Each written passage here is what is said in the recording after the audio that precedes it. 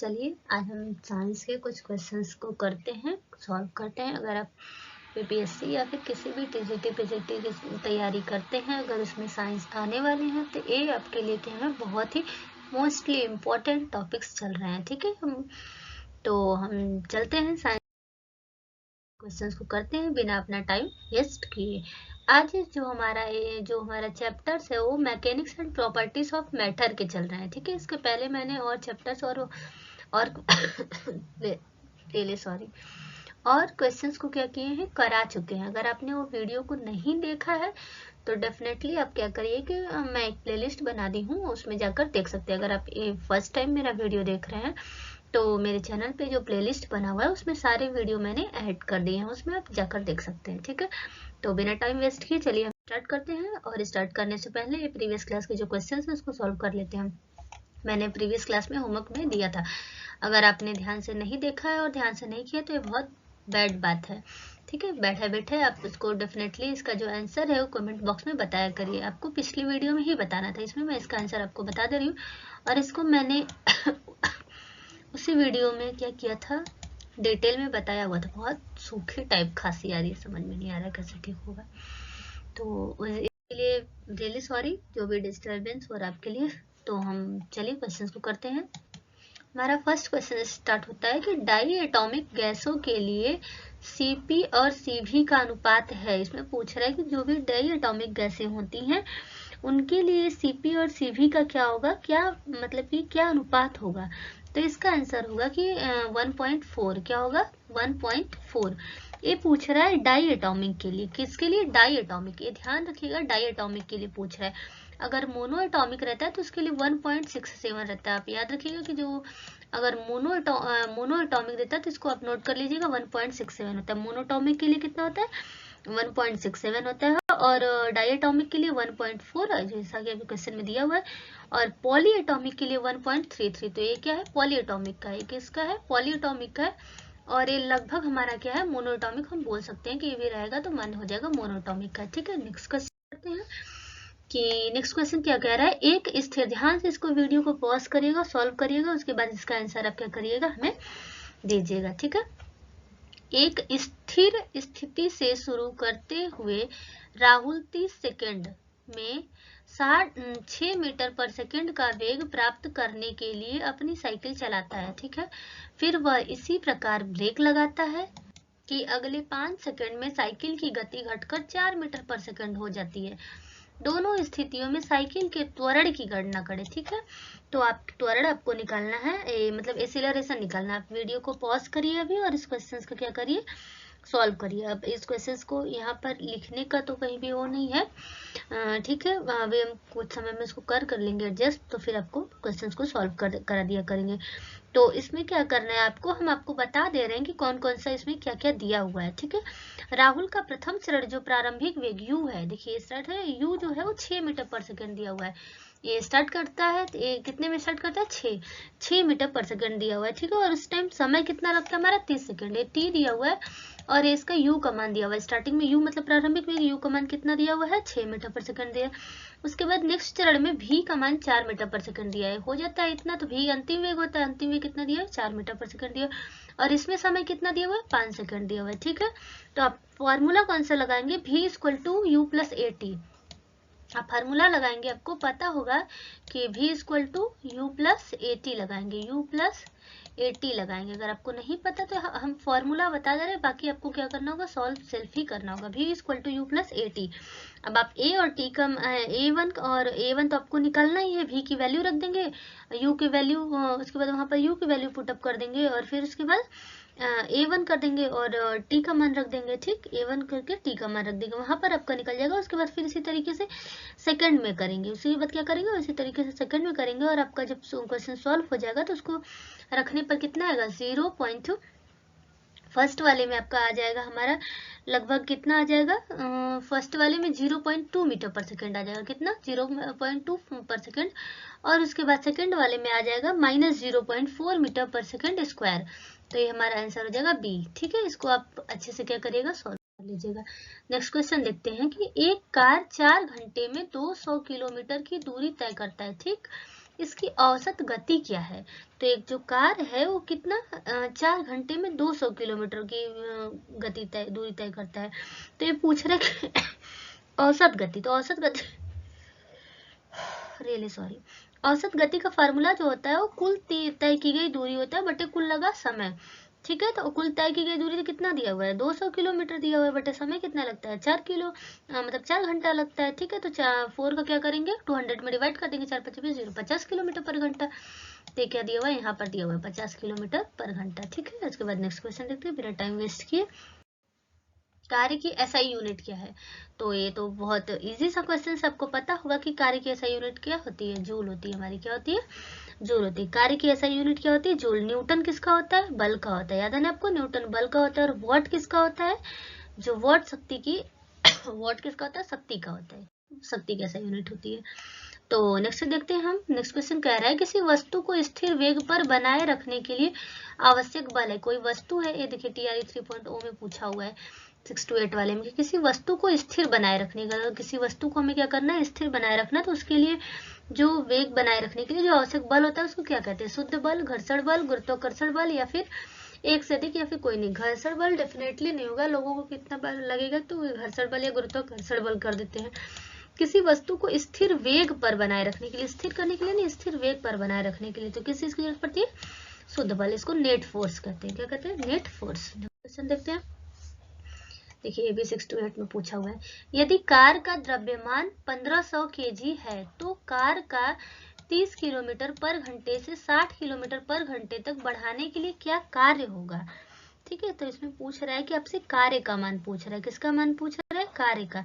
क्या बोल रहा है कि कार का द्रव्यमान जो है वो 1500 kg है, तो कार का वेग जो है 30 किलोमीटर पर घंटे से 60 किलोमीटर पर घंटे, मतलब यू का मान 30 दिया हुआ है और भी का मान कितना दिया हुआ है आपका हमारा 60 दिया हुआ है, और एम का मान कितना दिया हुआ है 1500 kg दिया हुआ है। ठीक है, तो इसको जिसमें आपको एनर्जी पूछ रहा है तो आप एनर्जी क्वेश्चंस को क्या करिए निकालिए और बहुत केयरफुली निकालिएगा।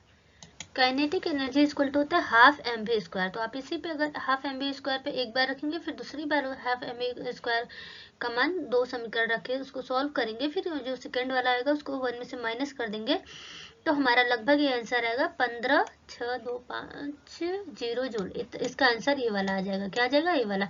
अगर आपको नहीं समझ में आ रहा है तो क्वेश्चंस के स्क्रीनशॉट लीजिए, गूगल पर या ChatGPT पर जाकर उसके आंसर्स को क्या कर सकते हैं डेफिनेटली क्लियरिफाई देख सकते हैं। और आप पढ़ने वाले स्टूडेंट है तो मेरे ख्याल से आपको GPT डेफिनेटली यूज करना चाहिए। एज मैं भी यूज करती हूँ GPT, बेस्ट मतलब बहुत बेस्ट क्या है ऐप है। ठीक है, तो उसको आप ChatGPT होगा, इसको गूगल जो गूगल होते हैं उससे काफी अच्छा वर्क करता है ChatGPT, तो उस पर आप देख सकते हैं उसको। न्यूटन के गति के दूसरे नियम के अनुसार किसी वस्तु का त्वरण सीधे अनुपातिक होता है। बताइए, वस्तु के द्रव्यमान के व्युत्क्रम के, वस्तु पर लगने वाले बल के, वस्तु के द्रव्यमान के, एक से अधिक, या फिर कोई नहीं। ये सारे जो है वो 6 to 8 में क्या है क्वेश्चंस में पूछे हुए हैं। न्यूटन के गति के दूसरे नियम के अनुसार किसी वस्तु का त्वरण सीधे अनुपातिक होता है। देख रहे हैं ना कैसे घुमा के पूछा है, तो किसके अनुपातिक होता है, वस्तु के द्रव्यमान के व्युत्क्रम के अनुपाती होता है। किसके, वस्तु के द्रव्यमान के व्युत्क्रम के अनुपाती होता है। चलिए नेक्स्ट क्वेश्चन देखते हैं।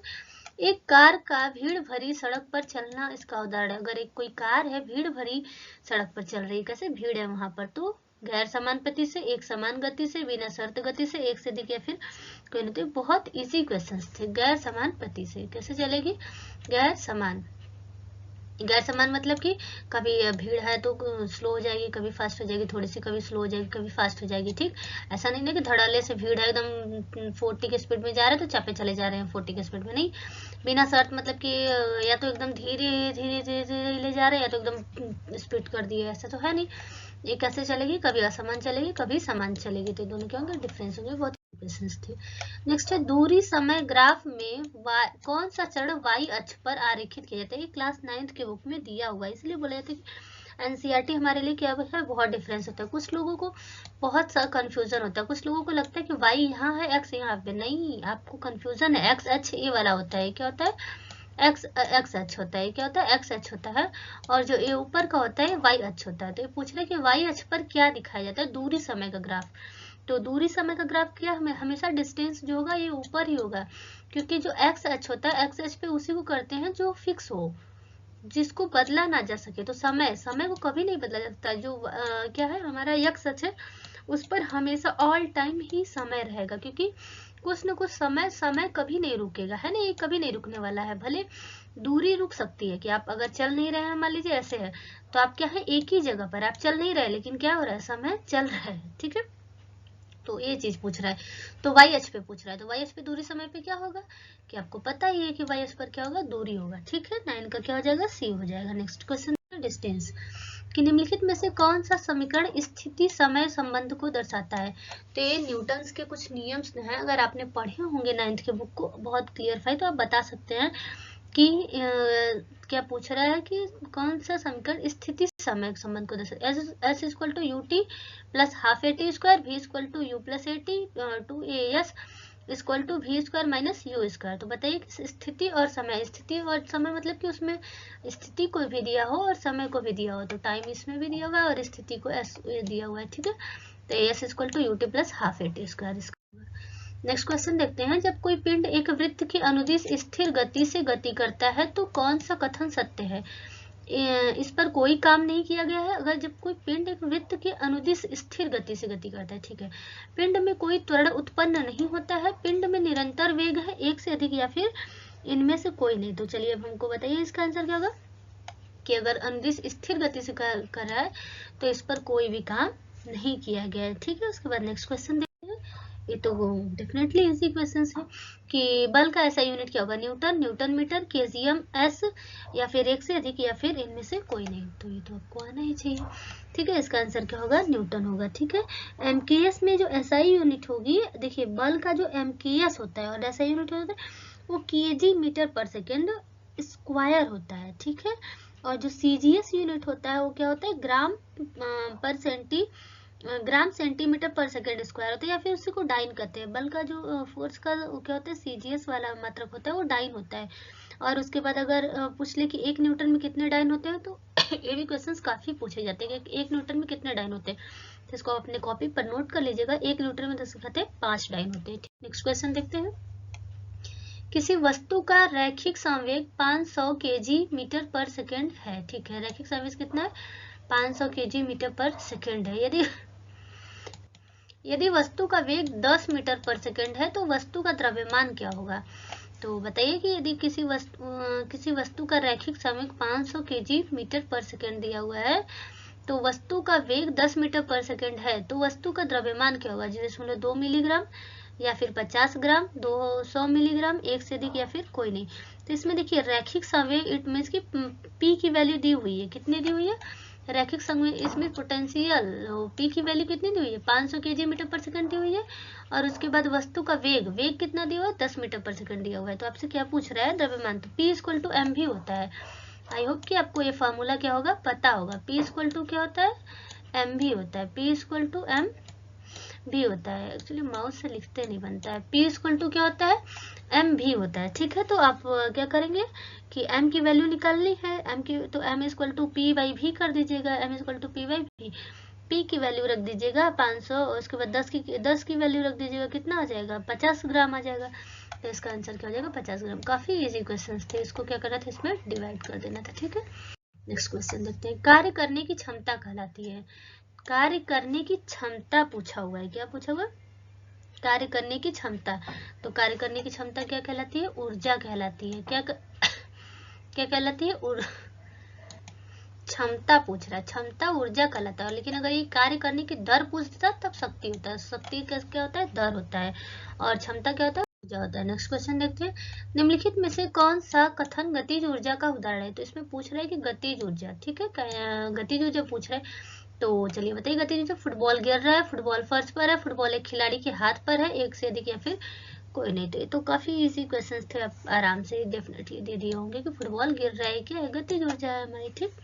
नेक्स्ट देखते हैं, अब जो ये नेक्स्ट हमारा पार्ट है ये हम नेक्स्ट वीडियो में करेंगे, क्योंकि हम नहीं चाहते कि वीडियो क्या हो, बहुत ज़्यादा लंबा हो। तो आप क्या करिएगा कि अगर ये वीडियो आप बाद में देख रहे हैं, तो जैसा कि हम बार बार बता चुके हैं, ये सारे वीडियोस हम प्लेलिस्ट में ऐड कर दिए। अगर आप फर्स्ट टाइम देख रहे हैं तो डेफिनेटली आप जाकर क्या कर सकते हैं, प्लेलिस्ट में इस वीडियो को देख सकते हैं। अगर ये क्वेश्चंस आपको आ रहे हैं तो आप इसको सॉल्व करके हमें कमेंट बॉक्स में बता सकते हैं, अगर नहीं आ रहे तो आप नेक्स्ट वीडियो देख सकते हैं, अगर आप बाद में देख रहे हैं तो। प्लेलिस्ट में ऐड रहेंगे उस समय तक सारे वीडियो। यदि रैखिक संवेग 50% बढ़ा दिया जाए तो गतिज ऊर्जा बढ़ जाएगी 125%, 75%, 2255%, 1 से देख या कोई नहीं। देख सकते हैं कि TRE 3.0 में पूछा हुआ है। तो इस क्वेश्चन को हम नेक्स्ट वीडियो में क्या करेंगे, सॉल्व करेंगे। आज के लिए बस इतना ही। ये आपका होमवर्क है। आप डेफिनेटली होमवर्क के जो आंसर होते हैं उसको कमेंट बॉक्स में बताया करिए, आपके लिए बहुत बेनिफिट होगा ये। देखते हैं नहीं बताता है कोई, ठीक है, तो आप बताया करिए। तो ये बल का ऐसा यूनिट क्या होगा, न्यूटन, न्यूटन मीटर, केजीएम पर सेकंड, या फिर एक से अधिक, या फिर कोई नहीं। तो आज के लिए बस इतना ही। मिलेंगे हम नेक्स्ट क्लास में। जय हिंद, जय भारत।